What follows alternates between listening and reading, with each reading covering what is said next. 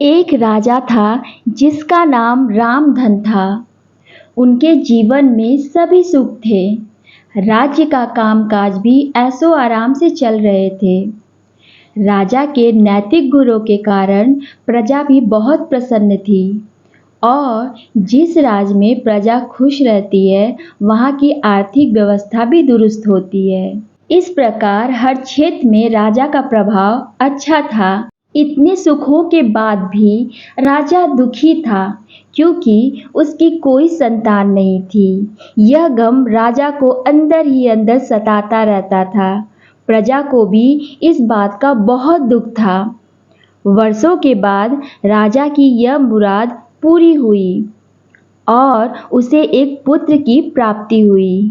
पूरे नगर में कई दिनों तक जश्न मना। नागरिकों को राजमहल में दावत दी गई। राजा की इस खुशी में प्रजा भी झूम रही थी। समय बीतता जा रहा था। राजकुमार का नाम नंदन सिंह रखा गया। पूजा पाठ एवं इंतजार के बाद राजा को संतान प्राप्त हुई थी, इसलिए उसे बड़े लाड़ प्यार से रखा जाता था। लेकिन अति किसी बात की अच्छी नहीं होती। अधिक लाड ने नंदन सिंह को बहुत बिगाड़ दिया था। बचपन में तो नंदन की सभी बातें दिल को लुभाती थीं, पर बड़े होते होते यह बातें बदतमीजी लगने लगती। नंदन बहुत ज़्यादा जिद्दी हो गया था। उसके मन में अहंकार आ गया था।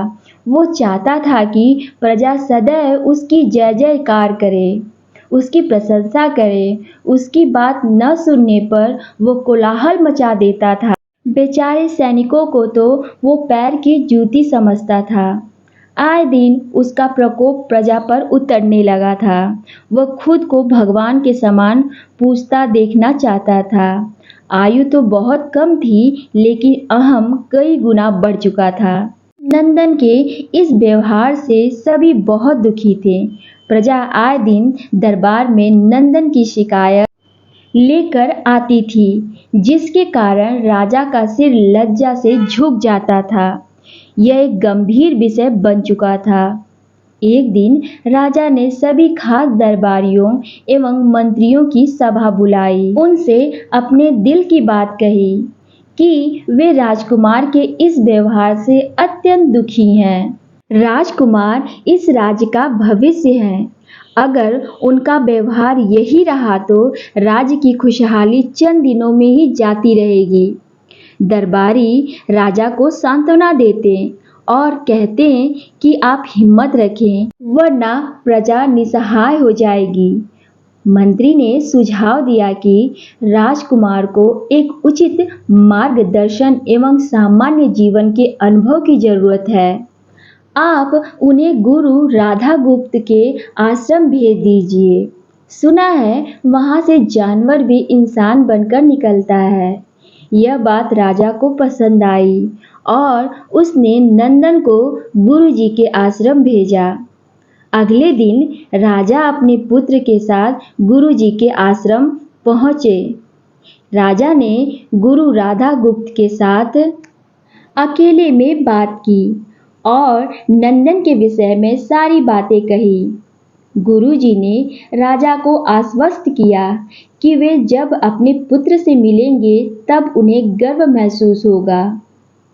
गुरुजी के ऐसे शब्द सुनकर राजा को शांति महसूस हुई और वे सहर्ष अपने पुत्र को आश्रम में छोड़कर राजमहल लौट गए। अगले दिन गुरु के खास चेले द्वारा नंदन को भिक्षा मांगकर खाने को कहा गया, जिसे सुनकर नंदन ने साफ इनकार कर दिया।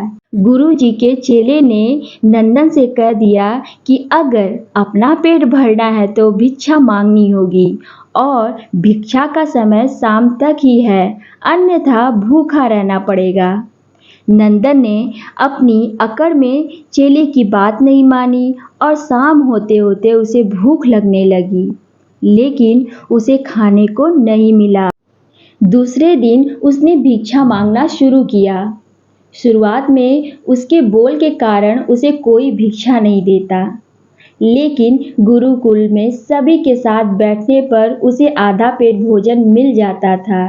धीरे धीरे उसे मीठे बोल का महत्व समझ आने लगा और करीब 1 महीने बाद नंदन को पेट भर भोजन मिला, जिसके बाद उसके व्यवहार में बहुत से परिवर्तन आए। इसी तरह गुरुकुल के सभी नियमों ने राजकुमार में बहुत से परिवर्तन किए, जिसे राधा गुप्त जी भी समझ रहे थे। एक दिन राधा गुप्त जी ने नंदन को अपने साथ सुबह सवेरे सैर पर चलने को कहा। दोनों सैर पर निकल गए। रास्ते भर बहुत बातें की। गुरुजी ने नंदन से कहा कि तुम बहुत बुद्धिमान हो और तुम में बहुत अधिक ऊर्जा है, जिसका तुम्हें सही दिशा में उपयोग करना आना चाहिए। दोनों चलते चलते एक सुंदर बाग में पहुंच गए, जहां बहुत सुंदर सुंदर फूल थे, जिनसे बाग महक रहा था। गुरुजी ने नंदन को बाग से पूजा के लिए गुलाब के फूल तोड़ने को कहा। नंदन झट से सुंदर सुंदर गुलाब तोड़ लाया और अपने गुरु के सामने रख दिए। अब गुरुजी ने उसे नीम के पत्ते तोड़कर लाने को कहा। नंदन वो भी ले आया। अब गुरुजी ने उसे एक गुलाब सूंघने दिया और कहा, बताओ कैसा लगता है। नंदन ने गुलाब सूंघा और गुलाब की बहुत तारीफ की।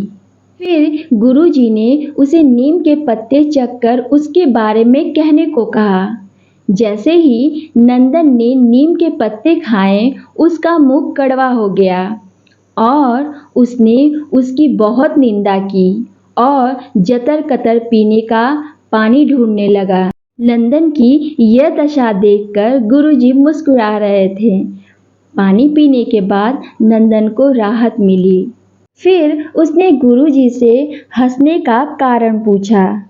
तब गुरुजी ने उससे कहा कि जब तुमने गुलाब का फूल सूंघा तो तुम्हें उसकी खुशबू बहुत अच्छी लगी और तुमने उसकी तारीफ की, लेकिन जब तुमने नीम की पत्तियां खाईं तो तुम्हें वो कड़वी लगी और तुमने उसे थूक दिया और उसकी निंदा भी की। गुरुजी ने नंदन को समझाया, जिस प्रकार तुम्हें जो अच्छा लगता है तुम उसकी तारीफ करते हो, उसी प्रकार प्रजा भी जिसमें गुण होते हैं उसकी प्रशंसा करती है। अगर तुम उनके साथ दुर्व्यवहार करोगे और उनसे प्रशंसा की उम्मीद करोगे तो वे कभी दिल से नहीं कर पाएंगे। इस प्रकार जहाँ गुण होते हैं वहीं प्रशंसा होती है।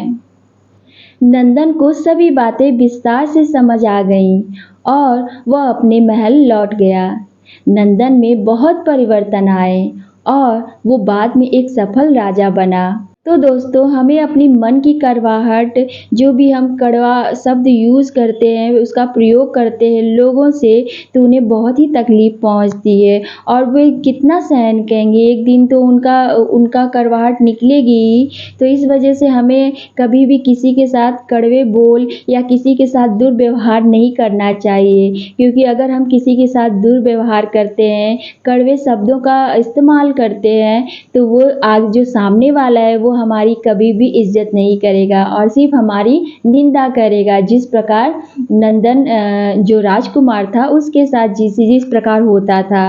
तो गाइज, आप लोग को ये स्टोरी कैसी लगी? अगर अच्छी लगी हो तो प्लीज़ मेरे चैनल को सब्सक्राइब करिएगा, सपोर्ट करिएगा। सो मिलते हैं नेक्स्ट वीडियो में। Thanks for watching.